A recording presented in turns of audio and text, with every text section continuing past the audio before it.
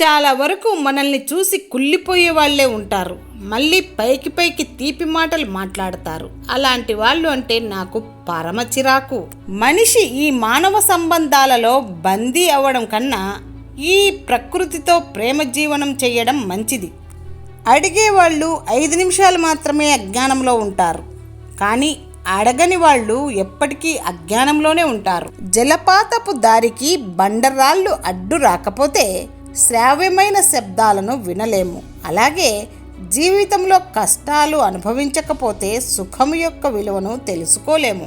తప్పు చేసి తప్పించుకోవడానికి క్షణం చాలు, కానీ ఆ తప్పుకు కాలం నీకు వేసే శిక్షను అనుభవించడానికి నీ జీవితమంతా సరిపడదని తెలుసుకో.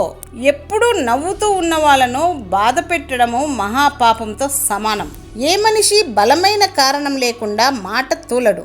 చిన్న మాటతో బంధాన్ని వదిలేస్తున్నావంటే నువ్వు పెట్టుకున్న నమ్మకం గాలిలో దీపం లాంటిది. సంస్కారం మర్చిపోయి ప్రవర్తిస్తే నీ పరువు పోతుంది. విలువలను మర్చిపోయి ప్రవర్తిస్తే నీ తల్లిదండ్రులు నీకిచ్చిన సంస్కారం దెబ్బతింటుంది. ఒకరి హోదా, వారి చేసే వృత్తితో సంబంధం లేకుండా అందరినీ గౌరవించడం పిల్లలకు నేర్పండి. అది డ్రైవర్ అయినా లేదా తోటమాలి అయినా. అన్ని దానాల్లో కన్నా గొప్ప దానం నిదానం. నిదానంగా ఆలోచించి చూస్తే ప్రతి సమస్యకి పరిష్కారం దొరుకుతుంది.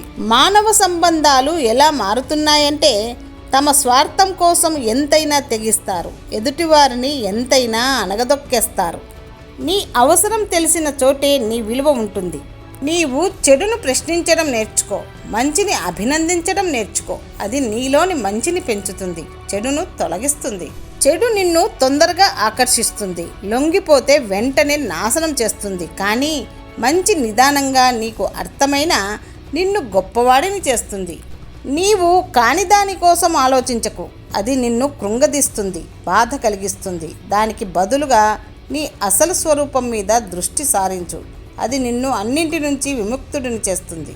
కొన్ని రెప్పల వెనుక పెద్ద ఉప్పెనలు దాగి ఉంటాయి. అర్థం కాని వాళ్ళు దాన్ని పిచ్చి అంటారు, అర్థమైన వాళ్ళు ఏడుపు అంటారు, కానీ భరించే వాళ్ళు మాత్రమే బాధ అంటారు. అరుపులు గెలుపు కాదు, మౌనం ఓటమి కాదు. సమయానికి తగినట్టుగా ఉండటమే మనిషి గొప్ప లక్షణం. నీకు ఏ విషయమైనా ప్రత్యక్షంగా చూడకుండా ఎవరో చెప్పిన మాటలు విని సన్నిహితులపైన, బంధువులపైన విమర్శలు చేయకూడదు. ఏదైనా జరగడానికి ముందే మంచే జరుగుతుంది అనుకో, జరిగిపోయిన తర్వాత నీ మంచికే జరిగింది అనుకో.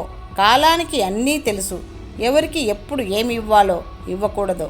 అందం అంటే 6 అంగుళాల మేకప్ వేయడం కాదు, అనుకువతో ఉండటం, ఆత్మస్థైర్యంతో ఉండటం, ఆనందంగా ఉండటం. ఏదైనా ఒక పనిని ప్రారంభించే ముందు ఒకలా చేస్తున్నప్పుడు మరోలా చేయటం అలవాటు అయ్యాక ఇంకోలా ఉంటుంది. డబ్బుతో పొందగలిగింది ఏది శాశ్వతం కాదు, కానీ మనసుతో పంచే స్నేహం, ప్రేమ, ఆప్యాయతలు ఎప్పటికీ శాశ్వతమైనవి. అవసరాలు మోసే శరీరం ఆసరా అవుతుంది, ఆశలు మోసే శరీరం ఆసరా కోరుతుంది.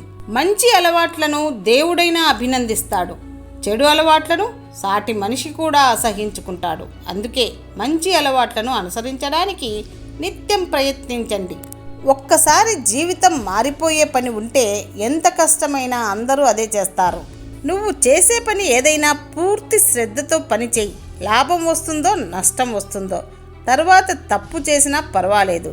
తప్పు నుంచి నేర్చుకో, చేసిన తప్పు తిరిగి చేయకు. అది జీవితంలో అయినా పనిలో అయినా. ఆడది సిగ్గు విడిచి అడిగితే ప్రతి మగాడు బెట్టు చేస్తాడు.